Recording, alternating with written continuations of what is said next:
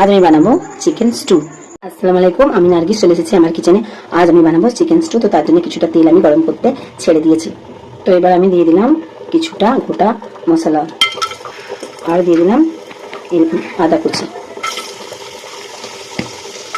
তো এটা দিয়ে ভালো করে আমি নাড়িয়ে চাড়িয়ে নেব। এর মধ্যে আমি দিয়ে দেবো কিছুটা পেঁয়াজের কুচি। তো চিকেন স্টু শরীরের জন্য খুবই উপকারী, অসুস্থ বাচ্চা সবার জন্যই চিকেন স্টু খুবই ভালো।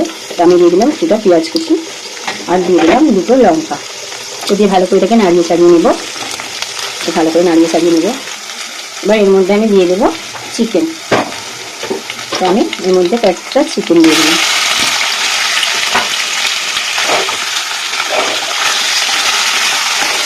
চিকেনটাকে আমি ভালো করে ফ্রাই করে নেব। দিয়ে দিলাম কিছুটা গোলমরিচের গুঁড়ো, আর দিয়ে দেবো অল্প সামান্য হলুদ। হলুদটা জন্যই দেওয়া, হলুদটা তো অনেক মানে অ্যান্টিবায়োটিক, এটা টার্মারিকের কাজ করে। তো সেই জন্য কিছুটা পরিমাণে হলুদ দিয়ে দেবো। হলুদটা হলে কালার হলে বাচ্চাদের ভালোই লাগবে। কালার সাথে অনেক সময় বাচ্চারা পছন্দ করে না, তো এটা কালারের জন্য অল্প করে দেওয়া হলো। এবার এর মধ্যে একে একে সব সবজিগুলো আমি দিয়ে দেবো। দিয়ে দেবো কিছুটা টমেটো, গাজর, বিনস আর পেঁপে। এই কটা সবজি দিয়ে আমি স্টুটা বানাবো। তো কিছুক্ষণ ধরে এটাকে আমি কষিয়ে নেব।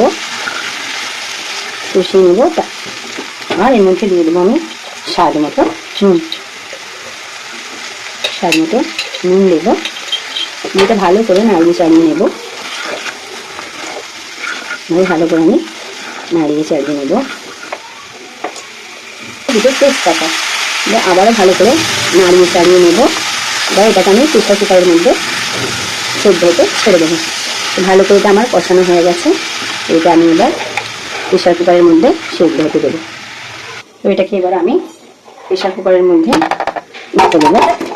প্রেসার কুকারের মধ্যে ঢেলে দিয়ে এটা 2 থেকে 3টে সিটি দিয়ে নেব। তো এর মধ্যে 1 বাটি জল দিয়ে দিলাম। তো এটা আবার আমি 2টো সিটি দিতে ছেড়ে দেবো।